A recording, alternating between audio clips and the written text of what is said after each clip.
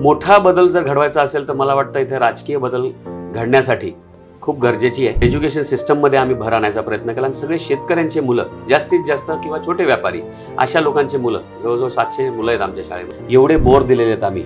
आजही मी जेव्हा या परिसरामध्ये फिरतो मला म्हणतात अहो तुमच्या आईने इथे बोर दिला होता, अजूनही पाणी चालू आहे. आणि आता परत एकदा संधी आल्यामुळे सक्रिय म्हणून आम्ही आमच्या घरातून एक संधी भेटावी म्हणून अशी पक्षाला मागणी केलेली आहे. एकनिष्ठ राहिलेल्याची दखल घेईल आणि आमच्या ह्या भागामध्ये विकासाचे कामं जे झालेले आहेत त्या व्यतिरिक्त इथे जो दुसरा त्रास असतो लोकांना, आमच्या परिवाराने एक मिनिटंसुद्धा कोणाला, एक दिवससुद्धा कोणाला लाभाडलेला नाही आहे. परळीमध्ये चॅलेंजेस आहेत. चॅलेंजेस कुठे नसतात. आम्हाला साखर कारखाना टाकायचा होता तर चॅलेंजेस होते, 2दा जागा बदलावं लागल्या.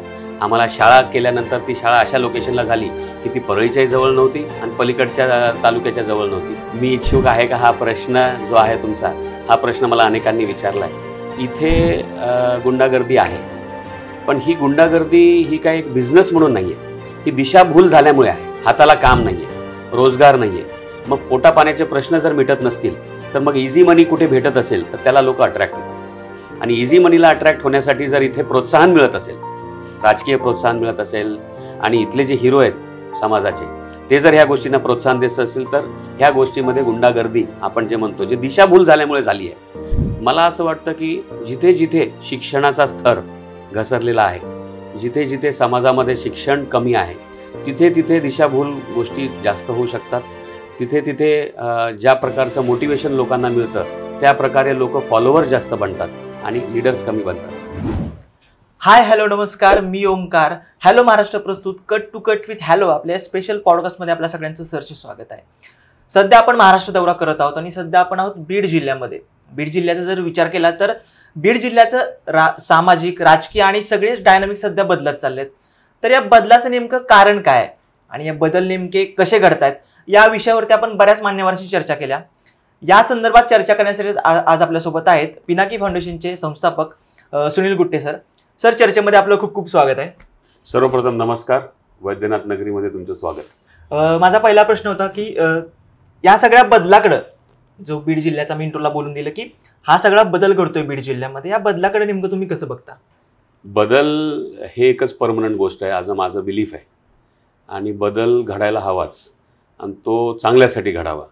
कारण बदल कशाही प्रकारचा घडू शकतो.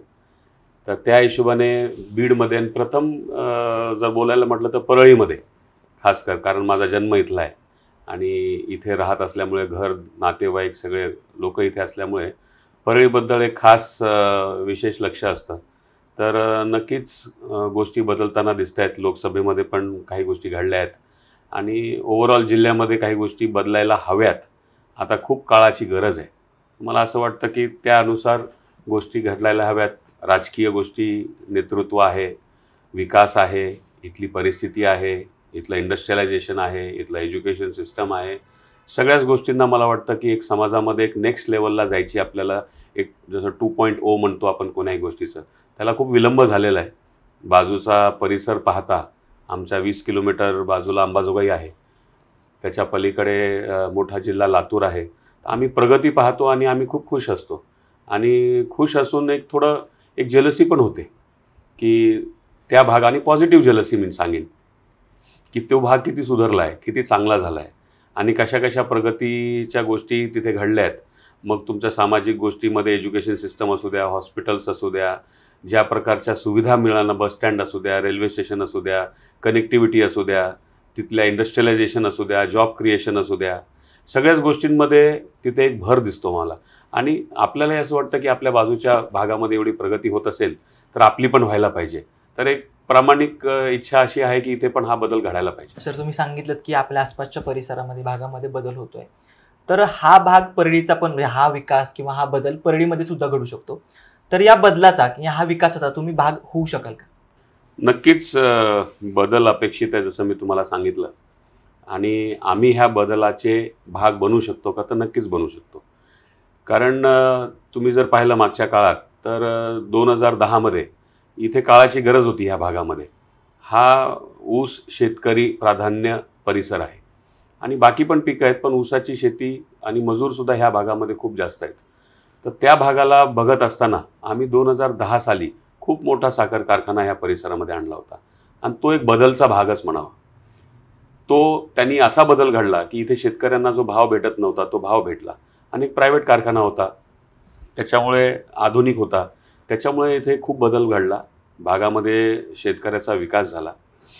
तसंच पुढे चालून एज्युकेशनमध्ये आम्ही स्वतः एक CBSE शाळा टाकली, एक ITI कॉलेज टाकलं. आणि आज जर तुम्ही आमच्या शाळेमध्ये जाऊन बघाल, हाफ ऑलिम्पिक साईजचा स्विमिंग पूल आहे आमच्या शाळेमध्ये, जो की ह्या जिल्ह्याच्या परिसरामध्ये किती शाळेमध्ये असेल क्वचित भेटेल तुम्हाला. एज्युकेशन सिस्टममध्ये आम्ही भर आणायचा प्रयत्न केला आणि सगळे शेतकऱ्यांचे मुलं, जास्तीत जास्त किंवा छोटे व्यापारी अशा लोकांचे मुलं, जवळजवळ 700 मुलं आहेत आमच्या शाळेमध्ये.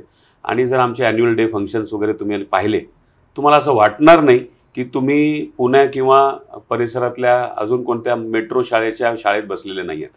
इन्फ्रास्ट्रक्चर बघा, तिथे तुम्हाला स्केटिंग रिंग मिळेल, स्विमिंग पूल मिळेल, तुम्हाला व्हॉलीबॉल, बास्केटबॉल, तुम्हाला क्रिकेट, फुटबॉल, आधुनिक लॅब्स, आमच्याकडे रोबोटिक्ससुद्धा शिकवले जातं. ज्या लँग्वेजवर आमच्या विद्यार्थ्यांचा म्हणजे शेतकऱ्यांच्या मुलांचा जो लँग्वेजवर कमांड आहे, तुम्ही पाहिलं तर मला असं वाटतं की माझ्या मुलांची कमांड कोणत्या कोणत्या मुलापेक्षा कमी आहे. आणि तेवढीच कमांड त्यांची मराठीवर असते, जी आमच्या शहरातल्या मुलांना थोडी कमी जाणवते. तर इथून पुढे मला असं वाटतं की बदल फक्त ह्या 2 गोष्टीमुळे तर पूर्ण परिसराचा बदल होऊ शकत नाही. इथं राजकीय बदलच घडण्यासाठी मला असं वाटतं हेच बदल घडल्याने जो मोठा परिसर बदलू शकतो. कारण व्यापारी किंवा उद्योगपती काय करू शकतो? एक कारखाना आणू शकतो, एक शाळा आणू शकतो, तो किती करणार आहे? अल्टिमेटली काय असतं, गव्हर्नमेंटची जिम्मेदारी असते. त्या जिम्मेदारीसाठी जो माध्यम असतं हे राजकीय माध्यम असतं. मग ZP मेंबर असू द्या, आमदार असू द्या, खासदार असू द्या, नगरपालिकेचे अध्यक्ष, कॉर्पोरेटर असू द्या, त्या परीने हे जे गव्हर्नमेंटचे प्लॅन्स असतात जनतेसाठी, जनता जनार्दन आहे त्यांच्यासाठीच ही सरकार आहे. तर शेतकऱ्याचे विम्याचे प्रश्न असतात, शेतकऱ्यांचे जे अतिवृष्टी आजकाल होत आहे त्या गोष्टींमध्ये त्यांना जे अडचणी येतात आहे बेण्याच्या, बियाण्याच्या, ह्या सगळ्या गोष्टी असतात. तर मोठा बदल जर घडवायचा असेल तर मला वाटतं इथे राजकीय बदल घडण्यासाठी खूप गरजेची आहे. आणि त्याच्यासाठी आमची फॅमिली म्हणजे माझ्या आईने तिकीट मागितलेलं आहे, पक्षाला तिकीट मागितलेलं आहे. त्या 2007 पासून राष्ट्रीय NCP जी पार्टी आपली राष्ट्रीय काँग्रेस पार्टी, शरदचंद्र पवार गट, ह्या गटामध्ये 2007 पासून सक्रिय आहे. 2009लाच त्यांना तिकीट अपेक्षित होतं, पण काही गोष्टींमुळे ते झालं नाही. आणि आता परत एकदा संधी आल्यामुळे सक्रिय म्हणून आम्ही आमच्या घरातून एक संधी भेटावी म्हणून अशी पक्षाला मागणी केलेली आहे. तर संधी मिळाली तर नक्कीच आम्ही ऑफिशियली ह्या भागाचा बदल घडवण्यासाठी भागी होऊ शकतो. तुम्ही आत्ताच उल्लेख केला की ताईंना तिकिटासंदर्भात तुम्ही मागणी केली, तर काय वाटतं तिकीट मिळेल का तुम्हाला? आणि तिकीट जर मिळालं तर तुमचं विजन काय असेल परळीसाठीचं? आम्ही खूप पॉझिटिव्ह विचार करणारे लोक आहे. आणि मागचे 20 वर्ष बघता ज्या प्रकारे माझ्या आईने इथे काम केलेलं आहे, एकनिष्ठ राहिलेली आहे. आणि आमच्या परिवारानं तसं पाहिलं तर ह्या भागामध्ये खूप साधेपणा दाखवून उद्योगपतीच्या रूपाने इथे विकास करण्याचाच काम केलेलं आहे. कारखानदारी म्हणा, शाळा म्हणा, ITI कॉलेज म्हणा, आणि समाजकारण खूप मोठं केलेलं आहे. ह्या 2004 पासून ते 2007 तेव्हा तर काही सक्रिय पण नव्हतो आम्ही, तेव्हा पाण्याचे खूप प्रश्न होते ह्या भागामध्ये. त्या जमान्यामध्ये मला असं वाटतं जवळजवळ 100-150 किंवा मी कमी बोलत असेल एवढे बोर दिलेले आहेत आम्ही. आजही मी जेव्हा ह्या परिसरामध्ये फिरतो मला म्हणतात, अहो तुमच्या आईने इथे बोर दिला होता, अजूनही पाणी चालू आहे. अहो तुमच्या फॅमिलीने आम्हाला बोर दिला होता, अजूनही त्याचं पाणी आटलेलं नाही आहे. एवढा आनंद होतो ह्या गोष्टीचा, कारण गव्हर्नमेंट पाणी प्रोव्हाइड करण्यामध्ये वेळ लागतो, पण आम्ही ती काम केलेलं होतं तेव्हापासूनची आठवण मला येते. आणि त्याच्यानंतर जो विकास झाला इथे आमच्या एका परिवाराच्या हाताने, माझ्या आईवडिलांच्या मेहनतीने, तर मला असं वाटतं की ह्या सगळ्या गोष्टी बघताना पक्ष जरूर ह्याची दखल घेईल, एकनिष्ठ राहिलेल्याची दखल घेईल. आणि आमचा ह्या भागामध्ये विकासाचे कामं जे झालेले आहेत त्या व्यतिरिक्त इथे जो दुसरा त्रास असतो लोकांना, आमच्या परिवाराने एक मिनटंसुद्धा कोणाला, एक दिवससुद्धा कोणाला लाभाडलेला नाही आहे, कोणाला त्रास दिलेला नाही आहे. आणि पॉझिटिव्ह भूमिका घेऊन आम्ही समाजकारणच केलेलं आहे. त्याच्यामुळे पॉझिटिव्ह थिंकिंगमध्ये मला असं वाटतं की आमच्या घरामध्ये तिकीट नक्कीच येईल आणि लढण्याची संधी जरूर मिळेल. सर, तुम्ही आत्ताच मुद्दा उपस्थित केला की समाजकारण असेल ते पॉझिटिव्ह थिंकिंगनं करता येतं, पण त्या थिंकिंगचा विचार करून आपण परळीचा विचार केला तर ते परळीमध्ये किती शक्य आहे आणि कोणते कोणते चॅलेंजेस तुम्हाला येऊ शकतात परळीमध्ये? जसं मी तुम्हाला सांगत होतो, पॉझिटिव्ह थिंकिंग ही एक मानसिकता आहे आणि मानसिकतेनेच सगळे कामं होत असतात. मग ते समाजकारण असो, राजकारण असो, उद्या आमचे पर्सनल उद्योग असतात, काही असो. तर ही मानसिकता तुम्हाला सगळीकडेच कामी येते. परळीमध्ये चॅलेंजेस आहेत. चॅलेंजेस कुठे नसतात. आम्हाला साखर कारखाना टाकायचा होता तर चॅलेंजेस होते. 2दा जागा बदलावं लागल्या.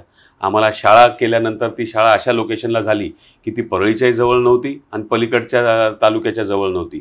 तिथे सुद्धा शाळा डेव्हलप करण्यामध्ये आम्हाला चॅलेंजेस आले. व्यवसायामध्ये अनेक चॅलेंजेस आले. त्याच्यामुळे चॅलेंजेस असू शकतात आणि असतातच. आणि चॅलेंजेस शिवाय आयुष्यामध्ये रस नाही. मला वाटतं चॅलेंजेस हे तुम्हाला मोटिवेट करत राहतात. जर तुमची पॉझिटिव्ह मानसिकता असेल तर हे चॅलेंजेस आर वेलकम. ते तुम्हाला पुढे जाण्याची संधी देतात, अपॉर्च्युनिटी देतात आणि काहीतरी त्याच्यामध्ये साध्य होतं. बरं वाईट, छोटा मोठा, कशाही प्रकारचा पॉझिटिव्ह निगेटिव्ह संघर्ष आयुष्यामध्ये असतो नसायला पाहिजे. नाहीतर त्याच्याशिवाय जगायला पॉझिटिव्हिटी ही जे घेऊन चालतोय आपण त्याचा रस काय मग. त्याच्या हिशोबाने परळीमध्ये चॅलेंजेस थोडे डिफिकल्ट आहेत पण अशक्य नाही आहेत. इथे ज्या गोष्टी डिफिकल्ट आहेत त्या गोष्टी मला वाटतं मागच्या 4-5 वर्षामध्ये जास्त उभरेत होऊन आलेल्या आहेत. उद्रेक जरा जास्त झालेला आहे. पण अदरवाईज इथली जी जनता आहे ती चांगली आहे. इथली जी सामान्य जनता आहे ती भोळी आहे.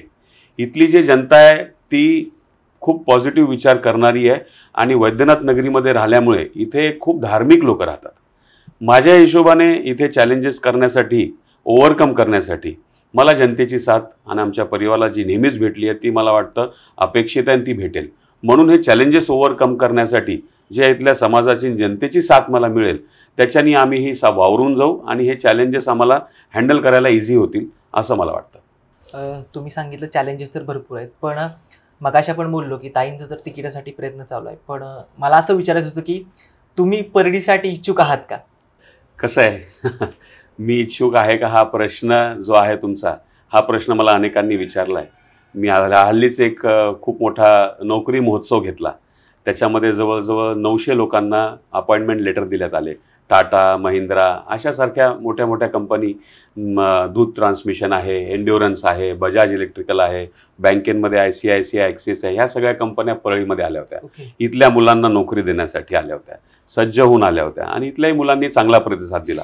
आता ते इव्हेंट झालं, त्याचं मार्केटिंग झालं, तेव्हापासून मला हा प्रश्न खूप लोक विचारतात. असेच मेळावे मी भरपूर जागी केलेले आहेत.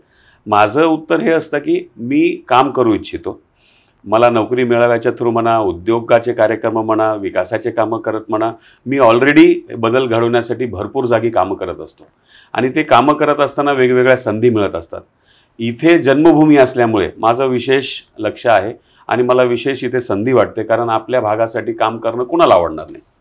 तर असं आहे की आता पक्षाला आमच्या आईने तिकिटाची मागणी केलेली आहे. प्रथम त्यांचं मोठं काम आहे, 20-25 वर्षाचा संघर्ष आहे आणि खूप लोकांची आपुलकी आहे माझ्या आईप्रती आणि आईला खूप लोक आवडतात आणि लोक आईला खूप पसंत करतात.